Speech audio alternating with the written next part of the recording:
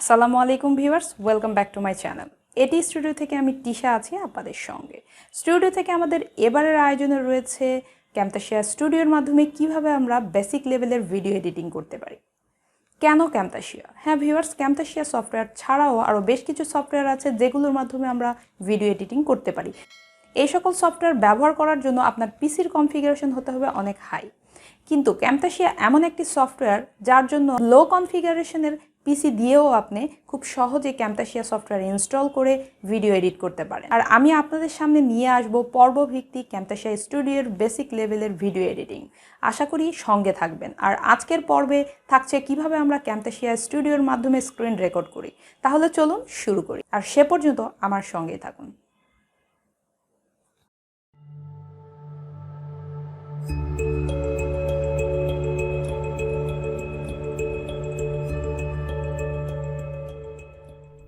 আমার কম্পিউটারের স্ক্রিন থেকে আমি সরাসরি ক্যামতাসিয়া সফটওয়্যারটি ওপেন করছি।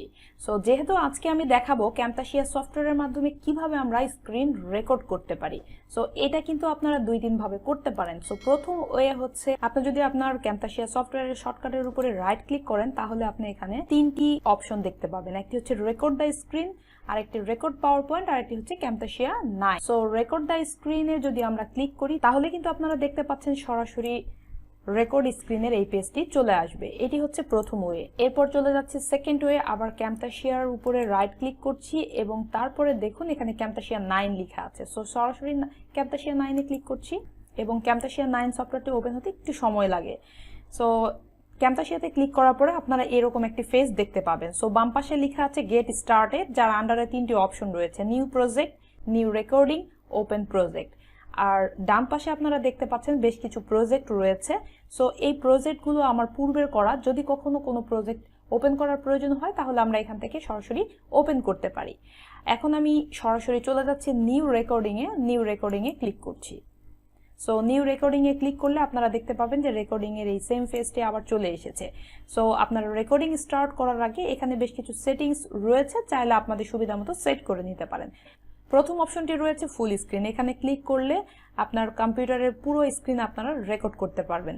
এর পরের অপশনে রয়েছে কাস্টমাইজ। সো কাস্টমাইজে ক্লিক করলে আপনারা এখানে বিভিন্ন ধরনের সাইজ দেখতে পাচ্ছেন। সো যার যেই সাইজটি প্রয়োজন সেটা এখান থেকে সিলেক্ট করে নিতে পারেন। থার্ড অপশনে রয়েছে ক্যামেরা। সো ক্যামেরা এখানে আমার অফ করা আছে। যদি আপনারা ক্যামেরা অন করে রাখেন তাহলে আপনারা দেখতে পাবেন আপনাদের স্ক্রিনের যে কোনো এক পাশে আপনাদের ফেস দেখা যাচ্ছে। এরপরে রয়েছে অডিও। সো অডিওর এখানে আমি ক্লিক করছি। ক্লিক করার পরে আপনারা এখানে দেখতে পাচ্ছেন যে সর্বপ্রথমে লেখা আছে মাইক্রোফোন এবং সেকেন্ডেও লেখা আছে মাইক্রোফোন। প্রথম অপশনটি হচ্ছে আপনার কম্পিউটারের ইন্টারনাল মাইক্রোফোন এবং দ্বিতীয়টি হচ্ছে যে আপনি যে মাইক্রোফোনটি ব্যবহার করছেন। আমি এখানে বয়া মাইক্রোফোন ব্যবহার করছি এবং আমি এটি সেট করে নিয়েছি বিধায় আমার দ্বিতীয় অপশনটি শো করছে। এরপরে 4 নম্বরে একটা অপশন রয়েছে রেকর্ড সিস্টেম অডিও। সো এই অপশনটা আমরা অবশ্যই টিক দিয়ে রাখবো না, কারণ এটি থাকলে যে অসুবিধাটি হবে, আপনার কম্পিউটারে যদি ব্যাকগ্রাউন্ডে কোনো মিউজিক বা কোনো কিছু প্লে করে রাখেন তাহলে সেটিও রেকর্ড হয়ে যাবে, যার কারণে আমি এটিকে এনেবল করছি না। এবং সর্বশেষ রয়েছে অপশনে ক্লিক করছি। অপশনে ক্লিক করলে আপনারা দেখতে পাবেন যে এখানে ইনপুট রয়েছে এবং তার পাশে হট কি রয়েছে। সো হট কির এখানে যে কিটা রয়েছে, যে আমরা স্ক্রিন রেকর্ড করার সময় যদি আমাদের স্ক্রিন রেকর্ডটি পজ করার প্রয়োজন হয় সরাসরি আমরা কিবোর্ড থেকে F9 প্রেস করতে পারি। সো F9 প্রেস করলে আপনার স্ক্রিন রেকর্ডিংটা পজ হয়ে যাবে, আবার পুনরায় F9 প্রেস করলে এটি অন হয়ে যাবে। এরপরে রয়েছে স্টপ। যদি আমরা এটি স্টপ করতে চাই সরাসরি আমরা কিবোর্ড থেকে F10 প্রেস করলে আমরা স্টপ করতে পারবো। এরপরে প্রোগ্রাম রয়েছে, এগুলোতে আমি আর হাত দিচ্ছি না, এগুলো আমি সব সেট করা রয়েছে, এই কারণে আমি আর কোনো কিছু চেঞ্জ করছি না। বাস আমার সেটিং শেষ হয়ে গেলে আমি ওকে বাটনে প্রেস করছি। সো মোটামুটি আমার স্ক্রিন রেকর্ডিং এর জন্য যে অপশনগুলো এনেবল করার দরকার ছিল বা যে অপশনগুলো চেক করার দরকার ছিল সেগুলো করা হয়ে গিয়েছে। তাহলে চলুন এখন সরাসরি রেকর্ডিং এ চলে যাই। সো রেকর্ডিং এ ক্লিক করছি। রেকর্ডিং এ ক্লিক করার পর আপনারা দেখতেই পাচ্ছেন যে এখানে 3, 2, 1 কাউন্টডাউন হচ্ছে। সো আমার রেকর্ডিংটা স্টার্ট হয়ে গিয়েছে। সো এখন দেখুন যে আমি এখানে রেকর্ডিং যে স্টার্ট করেছি এটা কিভাবে কতটুকু কাজ করছে। জাস্ট সিম্পল আমি একটি ইমেজ এখানে অন করছি।